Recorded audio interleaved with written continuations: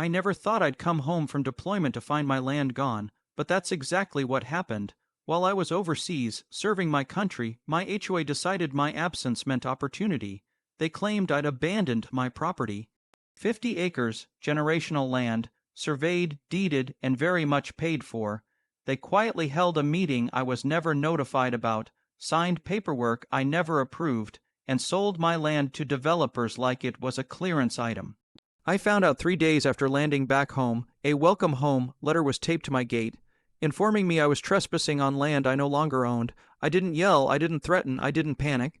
I smiled, because the one thing the HOA didn't count on was the Service Members Civil Relief Act, and the fact that you don't illegally seize land from an active duty service member without consequences.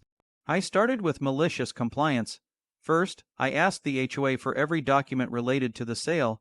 They were confident, almost smug. They handed everything over, assuming I'd missed some fine print or deadline.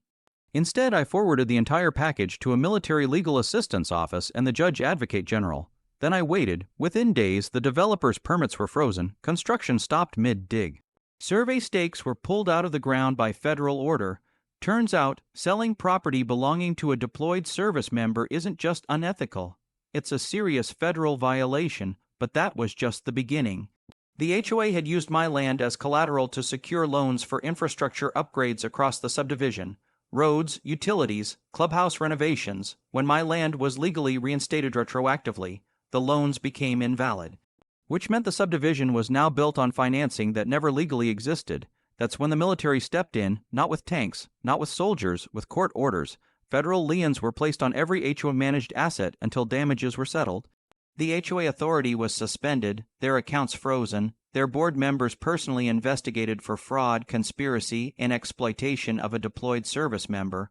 Homeowners woke up one morning to find their HOA dissolved by federal oversight.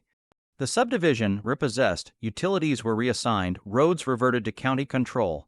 HOA-owned properties were seized and auctioned to cover restitution. Paid directly to me, I didn't take their homes. I took their power. The same HOA that thought I was gone for good watched their entire operation collapse because they assumed silence meant weakness. I rebuilt my fence. I reclaimed every acre. And I posted a single sign at the entrance of what used to be their subdivision. Federal property rights enforced here.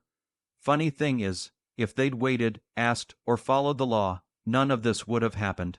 But they didn't, and the military never forgets its own.